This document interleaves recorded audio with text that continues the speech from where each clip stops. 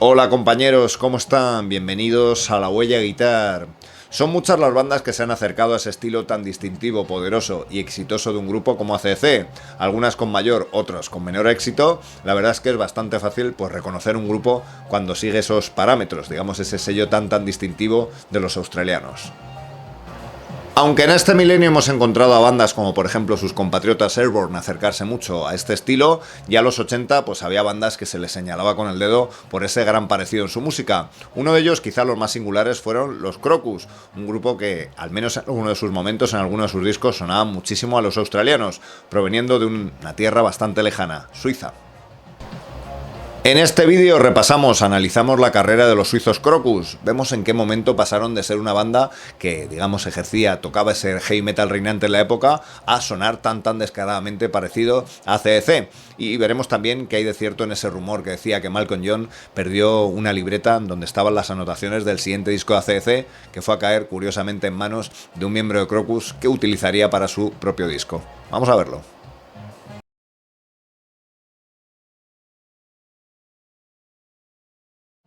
Aunque el grupo se haría popular en los 80 en Europa, lo cierto es que Crocus llevaba funcionando ya desde mediados de los 70 en un país tan difícil para el rock que imaginamos como Suiza, con un estilo bastante distinto que el grupo mismo reconoce cambiaron después de ver un concierto de AC/DC, ¿no?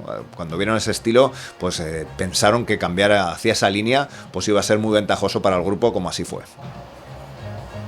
Su primer disco de los 80 fue Metal Rendezvous, creo que lo he dicho bien, un disco en el que apenas encontramos esos sellos distintivos de AC/DC. El grupo pues seguía las coordenadas típicas pues del rock, del heavy metal que se hacía en la época, ¿no? Con eso sí, estribillos comerciales, pero con sus claros ritmos de galope, típicas baladas, y quizá lo que más se acercaba al grupo australiano era la voz de su cantante, Mark Stories, ¿no? Con ese registro alto y esa voz rasgada que más adelante pues les daría muchos beneficios por ese parecido sobre todo con cantantes como Bon Scott.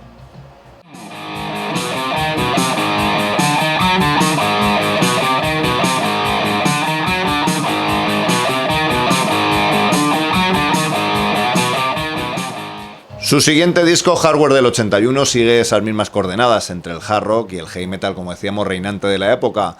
Vamos encontrando ya algunos cortes que sí que nos pueden recordar un poquito más a AC/DC, ¿no? Temas como por ejemplo Burning Bones o Mad Racket, que tienen esas intros que, digamos, se van de alguna manera, van entrando esos tres acordes con ese bajo constante y esa voz de Mark Stories que nos vuelve a recordar muchísimo a Bon Scott.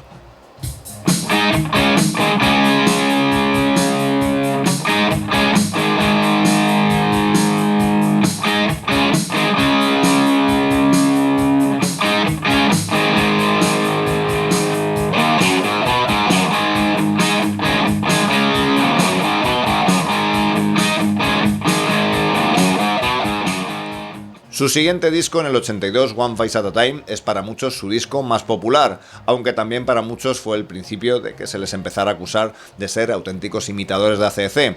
Escuchando sus tres primeros temas, entre los que destaca Long Stick Goes Boom, pues te das cuenta de que ese sonido de los australianos ya suena ahí descarado, ¿no? Con ese bajo constante, esos tres acordes que van apareciendo, incluso ese pizzicato típico de Angus Young y los solos, la voz. Parece que estás escuchando un disco de AC/DC muy bueno, con muchísima calidad, pero evidentemente si lo escuchas entero te das cuenta de que suena mucho a los australianos, ¿no? Es aquí donde empezaron a aparecer por los rumores de cómo habían compuesto estos temas, ¿no? Ya que habían compartido estudio, ingeniero con los australianos y había desaparecido, según se rumorea, la libreta donde Malcolm Young pues apuntaba todos esos apuntes que iban a aparecer, de los temas que iban a aparecer en el siguiente disco de los australianos.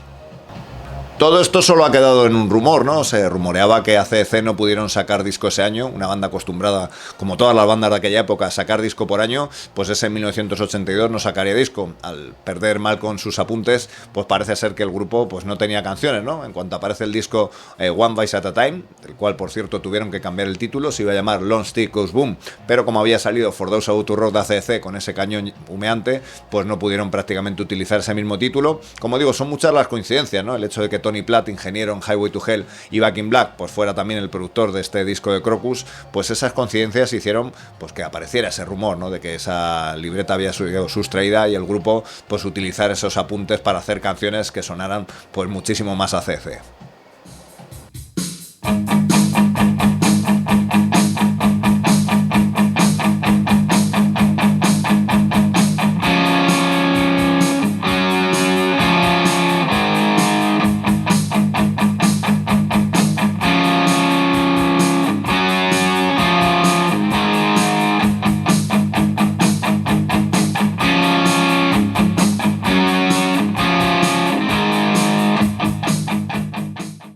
Para sus siguientes discos, Headhunter y The Bleach, del 83 y 84 respectivamente, pues los Crocus vuelven a, digamos, girar un poquito más a un sonido más heavy metal, se alejan un poquito de ese sonido tan evidente que habíamos escuchado en One Bite at a Time, con temas todavía que nos recuerdan a los australianos, por ejemplo el tema Out to Lunch. Sin embargo, como digo, ya empiezan a aparecer más un sonido más ochentero típico de hard rock, con baladas, una producción más pulida, y eso sí, lo que siguen conservando es esa gran interpretación de versiones que ya habían hecho en American Woman de los Guess Who, y que en el disco de Bleach pues hacen con Ballroom Blitz de los Sweet, ¿no? Una gran canción, una gran interpretación de esa cover, y el grupo, como digo, pues con grandísima popularidad en Europa, aunque por supuesto muchos durante mucho tiempo pues les señalaron por esas similitudes, ese gran parecido a los australianos.